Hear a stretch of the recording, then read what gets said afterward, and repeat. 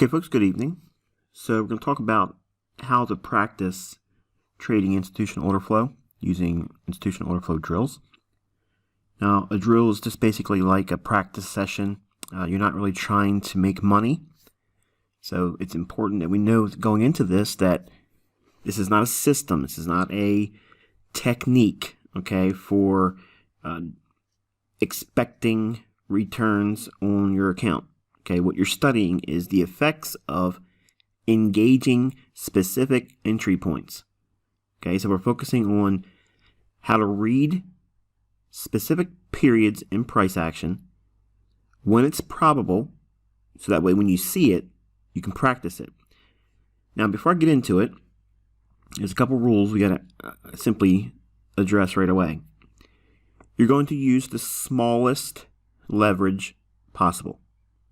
Okay, so you're not going to be fixated on how much money the trade is making or losing. It has no bearing on it. What you're looking for is how far the market moves away from these price points and how fast it responds to it. So what we're looking for is specific signatures by the institutions based on a specific criteria. And I made this one very, very simple. You're familiar with it. It's nothing new, but I'm giving you a protocol to follow every single time you sit down in front of the charts. If you have time available, obviously. I mean, if you can't do it, you can't do it. But if you're available, or if you have the ability to record price action intraday, that's the ideal scenario. Okay, it's a worthwhile investment if you can, set your computer up recording price action on a 15-minute time frame. You'll be able to see this as it happens by playing it back, pausing it right when you would see certain things, which we don't have the benefit of doing when we're watching live price action. You have to be able to see what you're looking for and react to it. The number one question I get all the time is how am I able to see these things before they happen? Well, here's the secret. I practiced a lot. I did a lot of what I'm showing you tonight.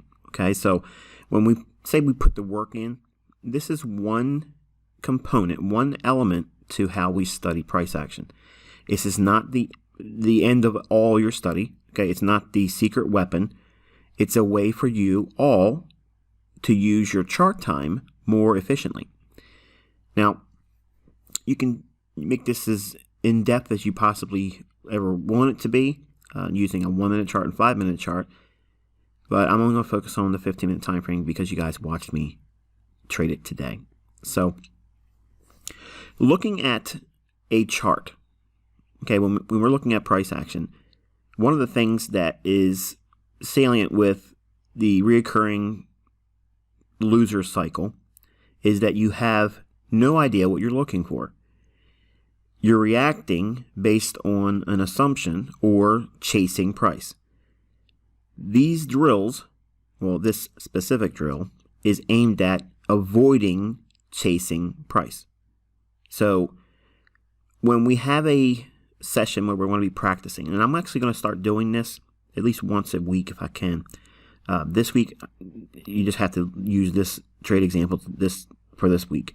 But next week, I'll try to sit down and I'll show you what I mean by it by recording every possible scenario. And you'll see, and I'll probably show a loss in the account. That's not the basis of what this is for. What you're trying to do is desensitize yourself from the right or wrong conundrum. So in other words, while we're practicing in a demo, we want the luxury and take advantage of the benefits of not needing to be right. Because when we're wrong with a live account, obviously, most of the time that's going to lead to a loss of funds. So losing money is never fun, but losing while we're practicing can be fun because you're able to learn from those experiences. And you're probably saying, wait a minute, what did you just say? You said losing's fun?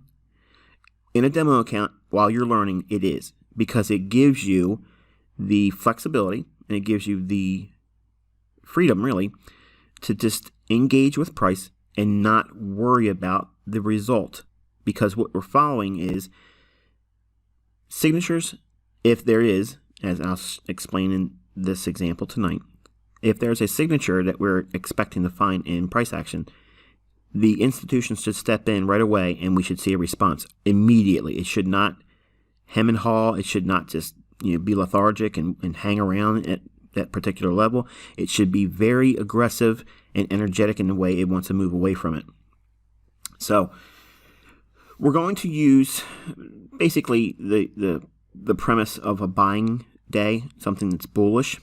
And obviously, as we go on, I'll give you more details how you can use this. But everything I'm saying here, you would simply just reverse it for when we're bearish.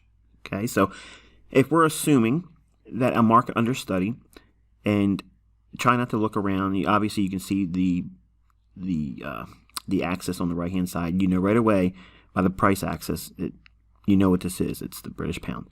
See it up in the upper left hand corner.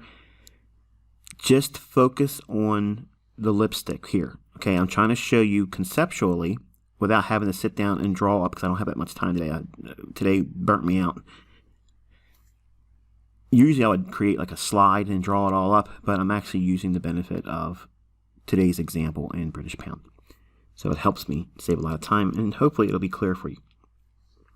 So when we have a condition when we're bullish, now again, suspend the fact that we may not have seen a bullish event this week or this particular day.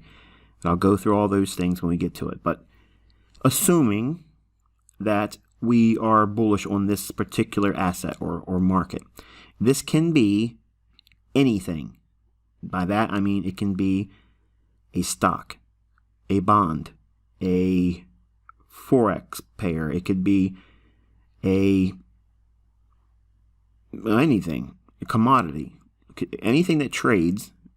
This works. Okay, so what we're looking for is the effects of the draw on liquidity. So we have to have a known area where price should be drawn to.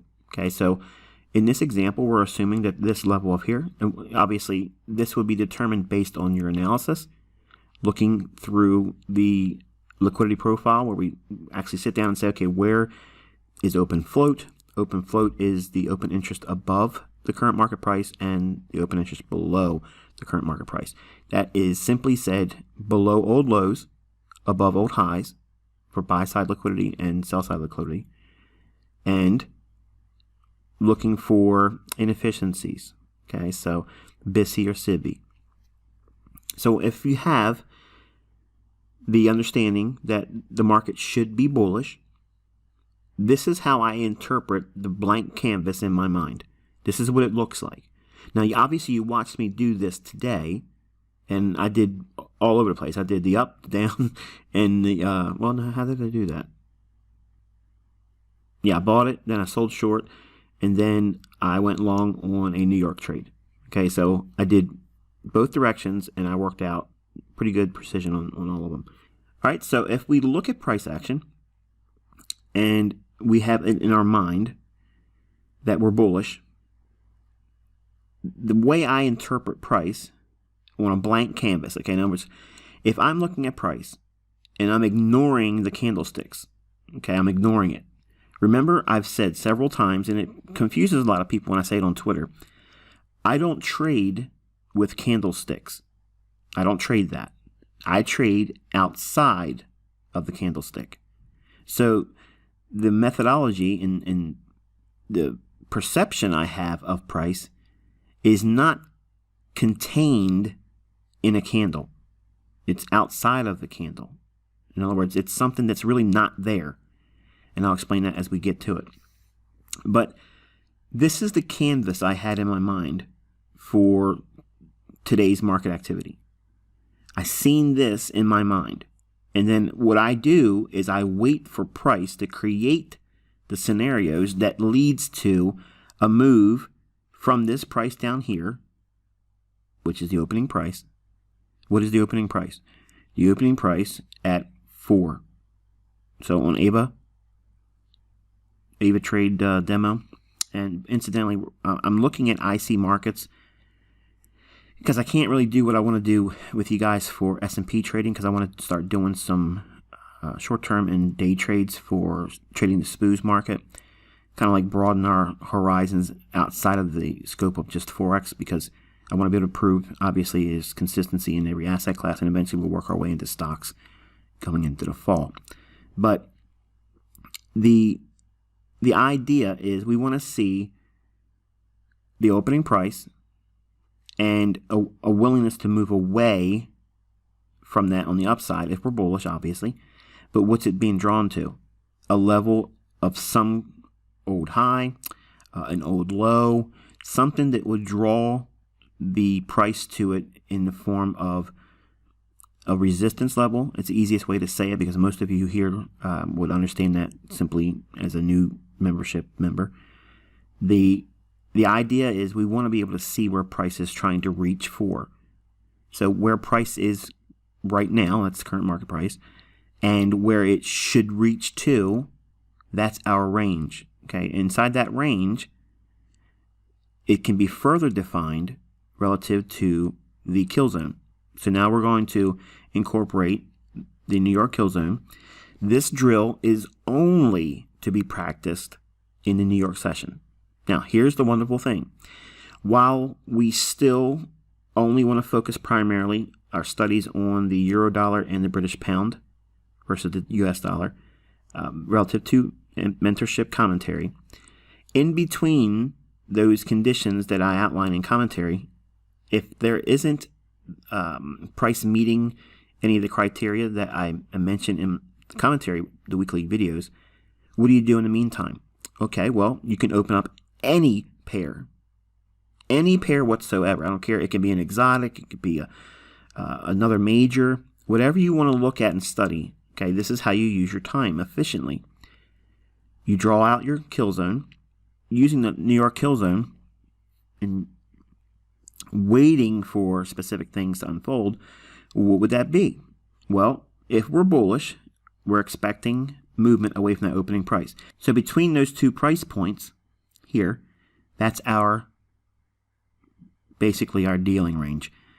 We're working within a finite range of price that has yet to unfold.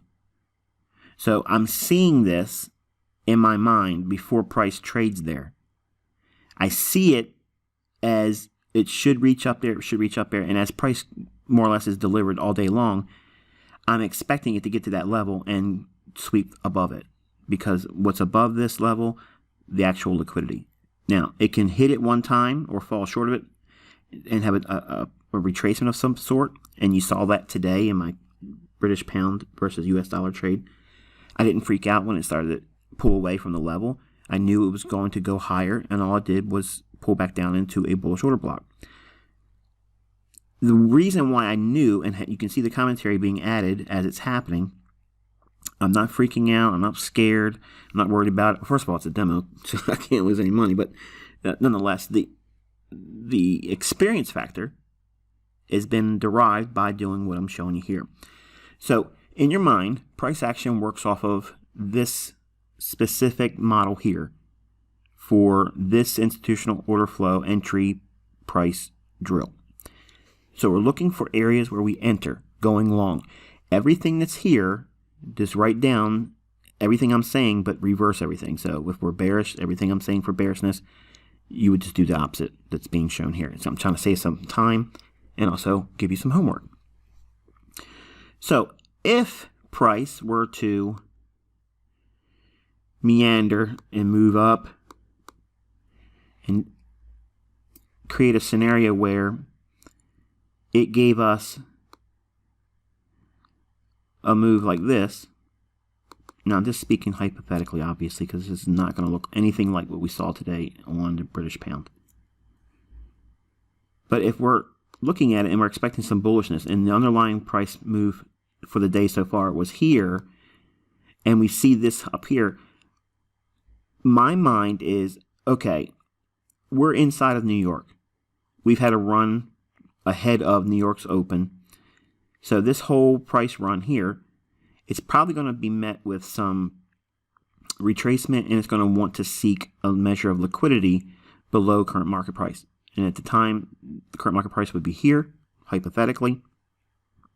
So inside of this low, and where price is now at this moment here, hypothetically, this is the known range, okay, because we had a nice little swing here and it rolled up. My mind immediately goes inside of this range here, and I'm looking for inefficiency. I'm looking for periods of where there's one candle that just doesn't have any rebalancing. In other words, it's just one little single candle, and it can be as small as 3 or 2 pips, and that's going to be enough for me. And I'm going to anticipate price dropping down inside of the New York kill zone to fill in some measurable inefficiency. Now, it could be, like I said, as small as 2 or 3 pips or as much as 10. But price should come down right inside there. What you're going to do, and this is how you practice it, the assumption is, using this drill, and again, do not be afraid of being wrong. If you go into this with the expectation of, okay, I'm going to be looking for trades, and I'm going to use a lot of leverage, and I'm going to do this, and I'm going to do that, and it's all about training myself to see paper money, you're doing it wrong. Don't do that. You want to use the smallest leverage, because we're not having to worry about any kind of partial profit taking, no scaling out, none of that stuff, okay? What we put on is what we take off. Okay, so what you're going to do is you're going to see when price drops down into that inefficiency, you're going to look at the inefficiency and split it right in half. Right in half. Whatever that inefficiency is, okay, or fair value gap, whatever that is, divide it in half. That price in between the high and the low, whatever would create that fair value gap or that liquidity pool, when price creates that vacuum of only buy-side delivery and no sell-side delivery, that buy-side imbalance, sell-side inefficiency, we're going to split that right in half, and that's going to give our target price. Okay? Then you're going to add whatever your spread is, usually for that currency pair. If it's not a currency pair and it's like it's a futures contract, then you don't really have to worry about that. But I still like to fluff it up a little bit and go to the nearest 5 or 0 level in a futures contract, if it can be done. So if it was a bond market, I would just go 2 ticks. So if I see a fair value gap, I'll split it in half, add 2 ticks to that, and that's where my entry is going to be. Okay, now you can do 2 ways practicing this drill. You can use limit orders, especially if you're up here and there's enough range, because in a demo, obviously, you know, we have to have a certain measure of pips before it'll let you put the limit order in. Or do it as I do it most of the time when I'm doing my trades. I'm showing you that I'm aware of what's going on, and I'm clicking the market entry immediately as it hits the price I'm watching for. Sometimes you see I'm nailing the actual high and the actual low of that candle and of the move, or that session high or that session low, or the daily high or the daily low, or very, very close to it, because I know what I'm looking for. So it looks like magic. It literally looks like, you know, there's no way that I should be able to know this stuff. But believe me, it took years of practice doing it. But I practiced like this, and this is what got me there. So you split the range of the gap in half. That middle price, okay, that is exactly what you add your spread to. That's going to be what the level you want to see traded to for a limit order. You do not need to do that if you're going to do it as a market order. You'll simply wait for price to come down and touch what would be seen as that middle level. Now, you're going to find many times, if you're waiting with your finger on the trigger of the entry button and you're wanting to buy it, the fact that you see it traded at middle price, and by the time your brain sees it, it identifies that that's what you're supposed to be doing, because there's a time delay. Okay, it's like when you get in a car accident or get ready to get into a car accident, your brain sees the car or obstacle in front of you. You see it, your brain comprehends it and processes it. Okay, I need to stop. Then your brain sends a signal down to your leg, to your foot. Then your foot comes off the acceleration pedal and goes onto the brake. All of that is not happening immediately. It's happening very quickly. Our brains are processing it very fast.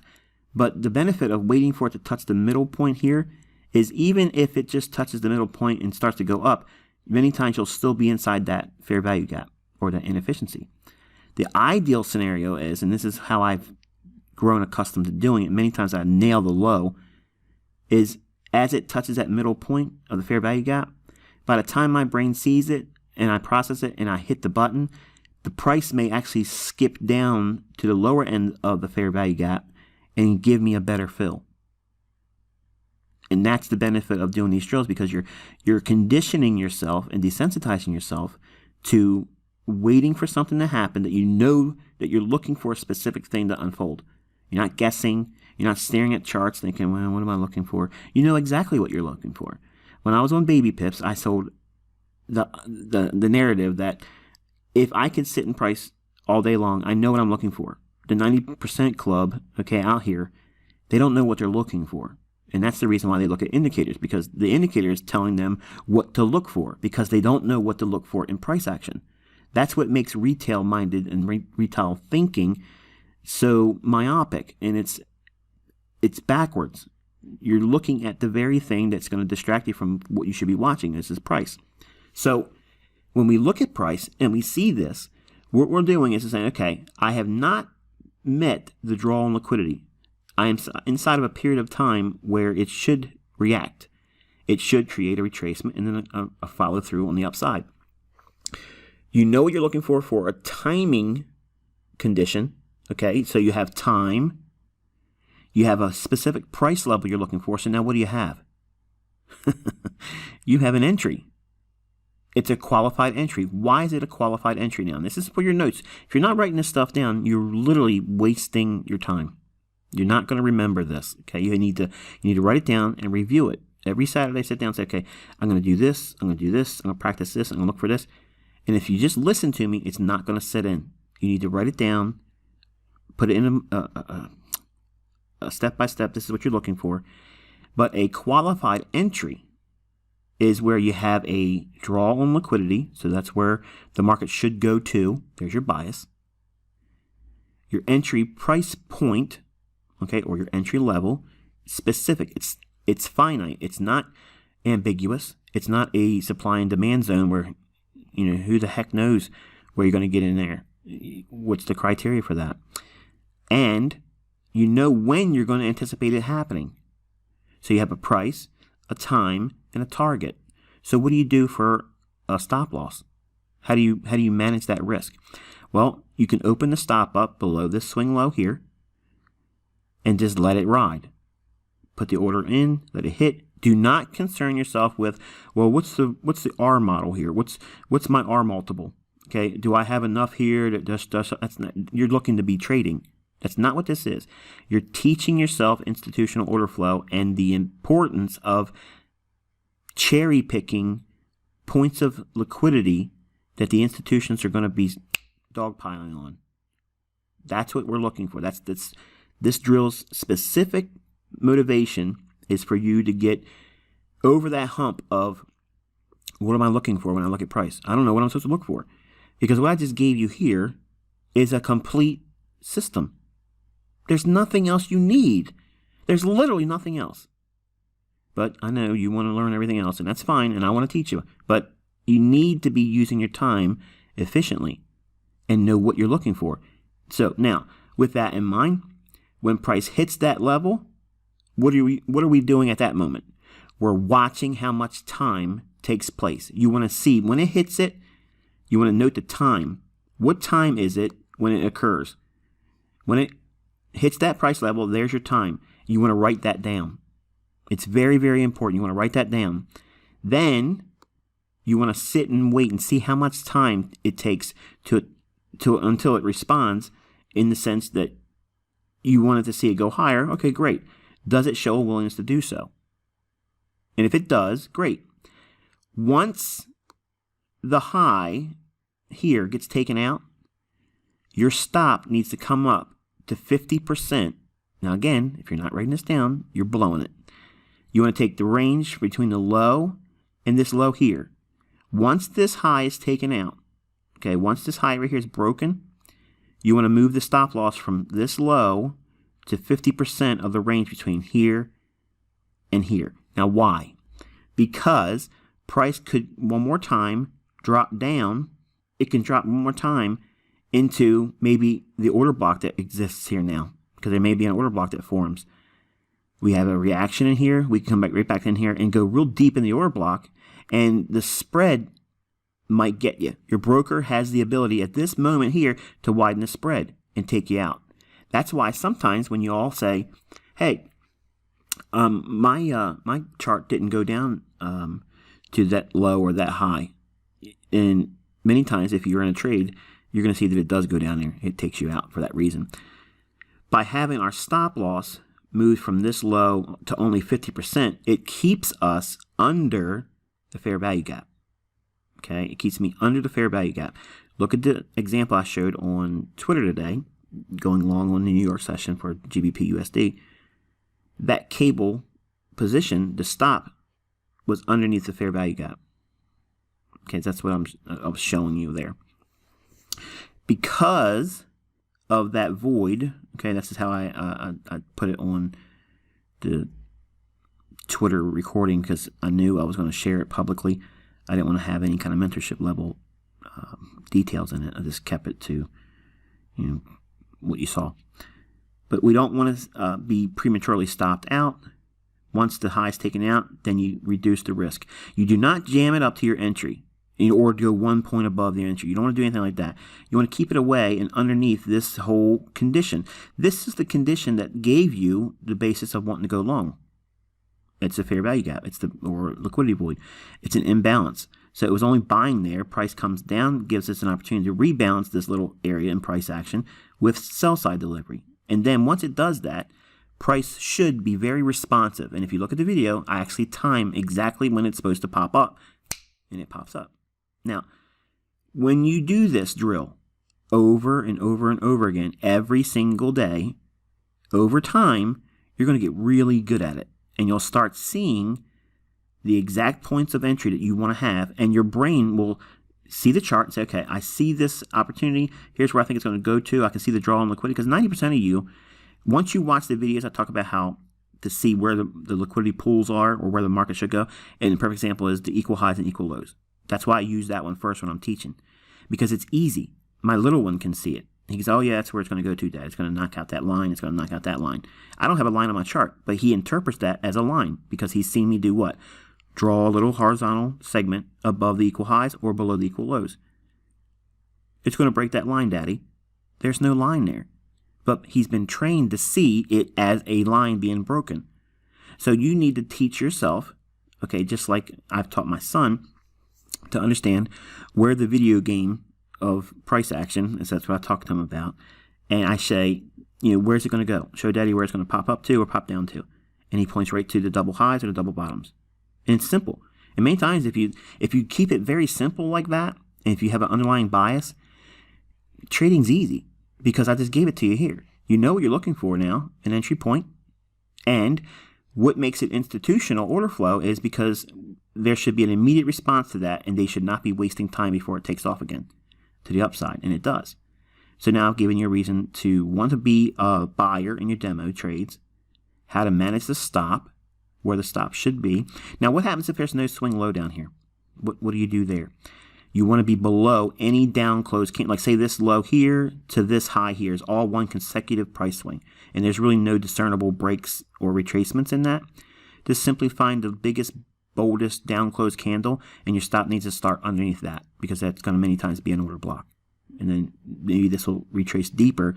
It may not respect this. It may trade down to the order block. Okay, and that means you can weather the trade and still have the condition that is the draw on liquidity over here and the entry here. We might get a little bit deeper retracement, but not get stopped out, and then it takes off. Again, you want to see examples of that, and you're going to experience it. And it gives you there's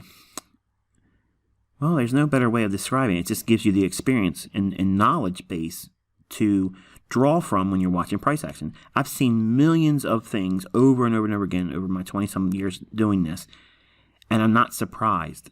Let's not be that far with it, Michael. I'm very infrequently surprised with what goes on in price. Now, what we look at today, I'm going to show you, and because this is starting to get a very long video, so let's go into the price action for British pound. All right, so here's the price action for the British pound. And very quickly, I just want to go over what I mentioned last week. I taught you guys. whenever there's a gap on Sunday, the normal action is if we gap down, we want to see a whiplash, which is price going back up, filling in the gap. This movement here is whiplash. This run up, filling in the gap, that's what I nicknamed whiplash. It opens down here and boom, it jerks it right back against everyone thinking it's wanting to go lower, usually the retail club. At this moment, it becomes catapult. Catapult is where we sell short after the down opening gap is filled. What do we trade into? An order block. I gave it to you on Twitter. Look at the chart. Price trades down into the order block. And here's the opening price. So here's that opening price if we are long. Now, I'm not suggesting, because believe me, if I would have felt this was going to happen, I would have went long right in here. I didn't see it coming. I was doing payments after I did all the exits on the trade that you saw going short in here. This long here is really a power 3. You had the open, we traded down below it, and rallied up. Now, if this would have been part of a move that was sustained on a daily chart that's been going higher, and it's been clear, which it hasn't been on the daily chart, let's just be clear about that, then I would have been buying down here. I would have been looking for that to happen. But because it's Monday, I did enough damage in my examples, I wasn't watching this. I didn't see it as a buy, but I did cover as it went down in there because it's the order block. It could have bounced up, and I thought it was going to fill in this gap here and then maybe give another sell-off in New York. That's full disclosure. Okay, that's what I was expecting initially. But we saw it tearing through, and then I said, look, when we see that gap, okay, if it's broken on the upside like it does here, well, wait a minute. Now we went up and filled it.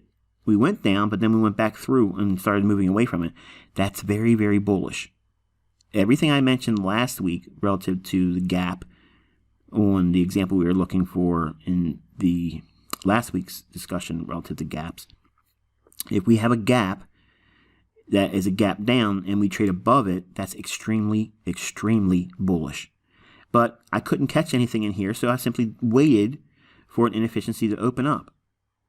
Inside of the New York kill zone, we see this one big candle run up there. Did this candle get to our draw on liquidity, which is the previous day's high or last Friday's high? No, it didn't. So I'm going to wait for price to drop back down into this inefficiency. I know that institutions are going to want to buy right in here because they know the liquidity resting above here. So IPTA will come down into that and allow those traders to get on board. That's what you watched me do in the video today. As it slammed down, I'm buying it. Now notice what I'm doing. I'm buying as the market's dropping, even though it's at the high of the day. That's scary, but it's a practice session for you to get used to. It's not too high. Look where it went to today. So if we know that, for instance, the economic calendar, we knew that there's going to be a lot of volatility. Be careful. Don't try to get in here and try to be fancy dance. So we're going to focus on one thing. The condition is bullish because we had that gap traded above. It should have only went up and filled the gap here and then broke down and traded lower. It did, but we were unable to make a lower low here and go lower. It stopped it in its tracks and then they put it on the other direction. Once the gap is taken out, that's significant. We want to be a buyer, but we don't want to chase price. Now, I could have went in here and bought right inside this down close candle. Right when this candle was right at the close, I could have bought right there. That's a close proximity entry. That is an institutional order flow drill. You could do that as well. It doesn't have to be the inefficiency. You can be buying close proximity down close candles inside of the candle and the unrealized objective, the draw on liquidity, which is over here. That would be the basis of your entry. And again, same premise. You want to use a stop below some swing low, or if it's a down close candle with no real distinguished break or retracement, you go below the order block or down close candle. You saw me use the fair value gap or liquidity void here. As it traded down into it, I nailed it. Went long, hemmed around in here a little bit and waited, and then I said, okay, we're going to see it expand on the upside, and then popped up on this candle here, and I said in the video, this is going to be the last down close candle until it runs through Friday's high. there's only one down closed candle. The way I did that and what made me know that is inside of this little consolidation of price action. Now, granted, this is like a bull flag. This bull flag had a lot of things going for it because we had the liquidity pool resting over here and the fact that it was not traded to, and it's extremely bullish because we took out the gap and traded above it. And we're inside of a New York kill zone.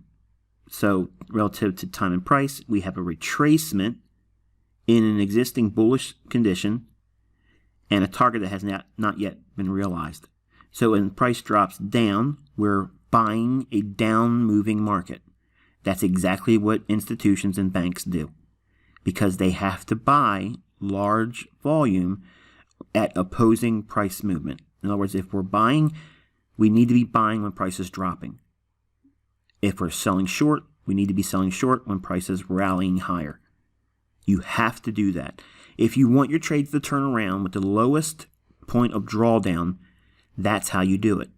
It's scary because you don't know what you're doing because you haven't done these types of drills.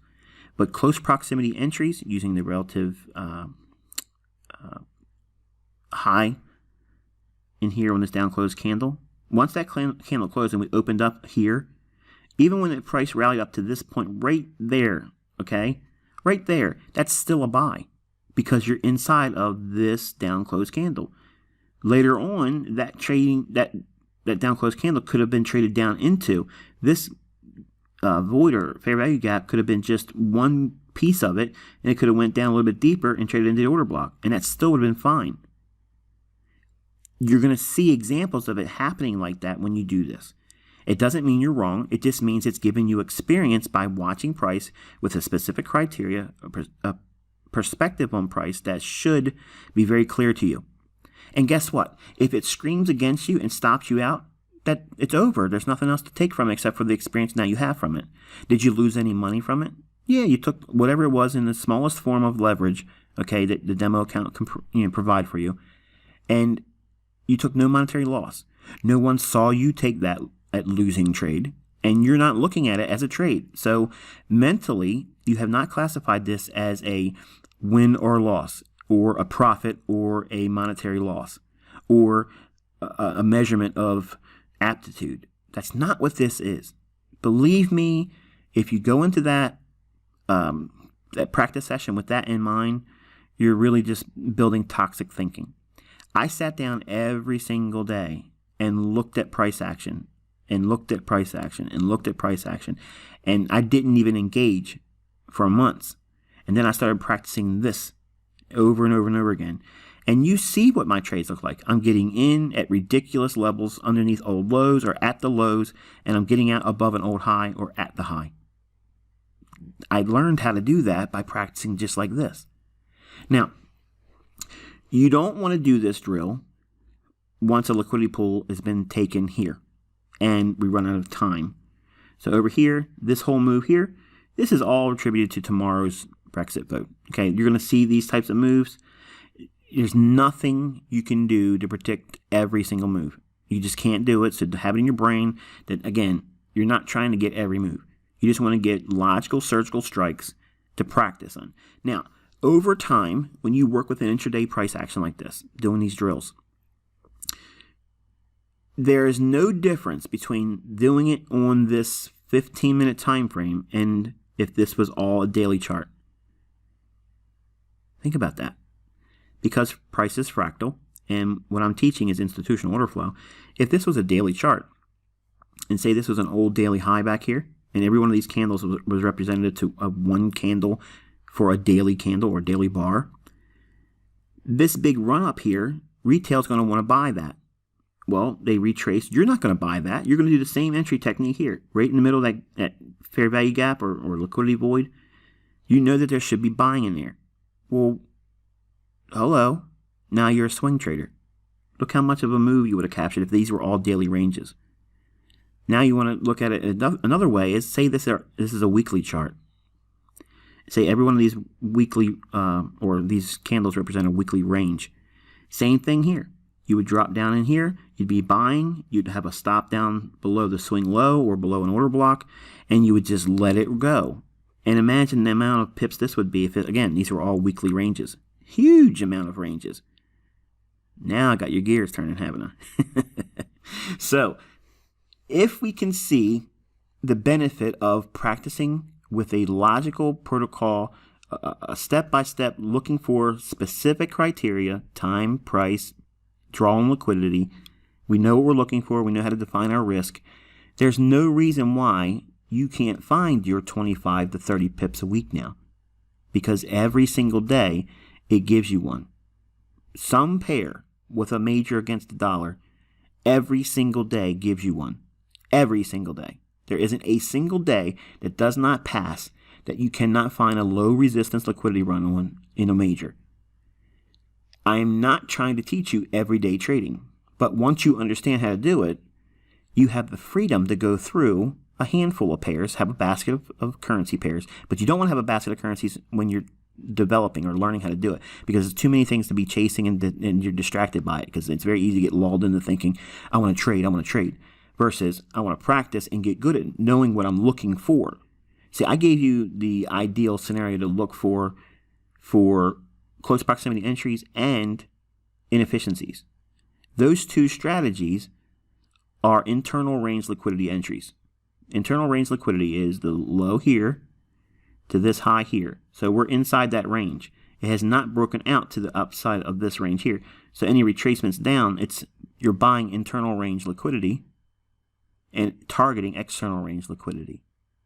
That's the basis. Okay, so you're taking what institutions would see as a discount or a fair value price. They're going to buy that.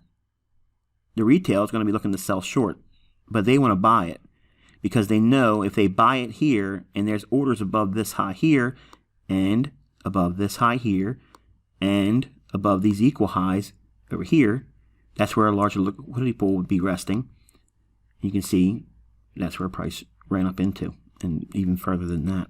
So I can really make this longer than I really want it. It's already longer than I wanted it to be, but I can't stress it enough. There's opportunity for you to grow every single day if you use this. If you do not practice like this, I promise you the rest of this mentorship is not going to benefit you. For those that have heard me talk about practicing and using the exercises I gave in the mentorship, maybe you've done them 1 or 2 times and you're bored with this. I want to look at something else. Well, that's the reason why you're not doing well. Think about it. If you look at this and you practice it every single day, you're going to get good. There's no doubt about it. It's a default. It's going to happen because the market, 90% of you all know that if we are slightly bullish and there's an equal high to the left of us, you know where it's going to go. Now, the problem is you all want to know if it's going to go up there and then sell short. Why do you need to do that? If we have a range between here and this high here, this is just a single point pool of liquidity.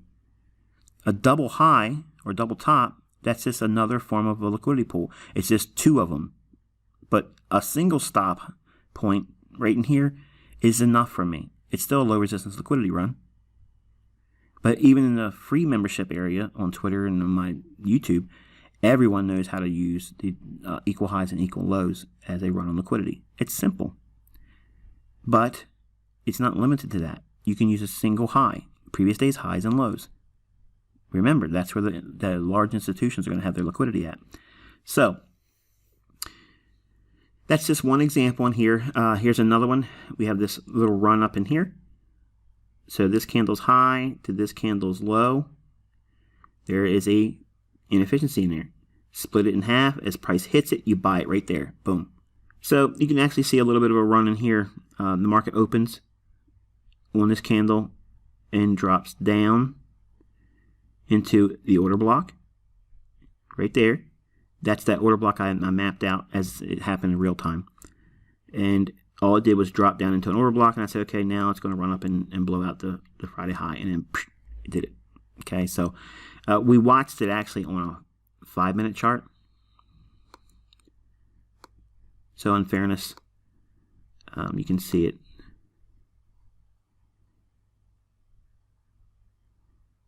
Right in here. Hits the order block right there, and then runs through. I'm out of it here. It gets stopped out here, and then the secondary run up where it's all just really being driven by the central bank. They're really pricing it higher ahead of the Brexit vote. Now, does this mean it's going to keep going higher tomorrow? I don't know. And I have a lot of members that live in the UK. They're asking me what my opinion is. I'm learning all about Brexit, just like you are. It's a new thing for me. It's a fundamental driver that is completely unique. There's nothing else like it. So I don't know. I'm going to be honest. I have to tell you, I don't know. I want to see what is going to happen just as much as you do. So a lot of movement today. You know how to practice now. Real quick so you guys can see it one more time. There's the two positions. And that little tiny little drop down here, there's the entry, and it has to be a little bit lower to get that fill because of the spread. So I'm right in there at the middle. That's what I hit it at. As it went through the middle of that, I hit it. Very, very, very little drawdown. I mean, that's beautiful. I bought the down close candle that made the low, that swing, and I sold it above the known liquidity pool. Now, again, this is all being shared on free member level. So people outside the mentorship, they're watching me do this. And that's fine. This is not what you got tonight. They have no idea really what drove all this. Some of them might see some things, but they don't know what I just told you. And in fact, they don't know that the 15-minute time frame here, this is a market maker buy model. Consolidation, we left the consolidation, retrace, okay, that's a distribution, redistribution, another level of redistribution, smart money reversal, low risk buy, reaccumulation, boom, cleared it out. So there's your market maker buy model. Okay, nobody's talking about that on free membership level. Nobody's talking about it on Twitter either. But there you go. So again, that was another reason why I was comfortable buying over here, because I knew we were over here off of an area where we did some distribution. So it's going to reverse its roll over here and accumulate to the upside. And then there you go. So hopefully you found this insightful. Now you got some kind of a structure with practicing a little bit different in terms of institutional order flow, entry points. So now you know how to go in there, use your time efficiently, and do not share them with me. Okay, do not put them on Twitter. Don't send them to me in my email. I don't need to see them. They're for you. I know how to do this. You need to do it. Okay, so again, it's not about how much money you earn with it. It's the practice using the entry points and judging how much time it takes to get the response. Where you buy or sell, is everything I said here, you would just reverse it. How much time takes place between your entry and when it gets to the point of liquidity you've been drawing on. Until I talk to you next time, wish you good luck and good trading.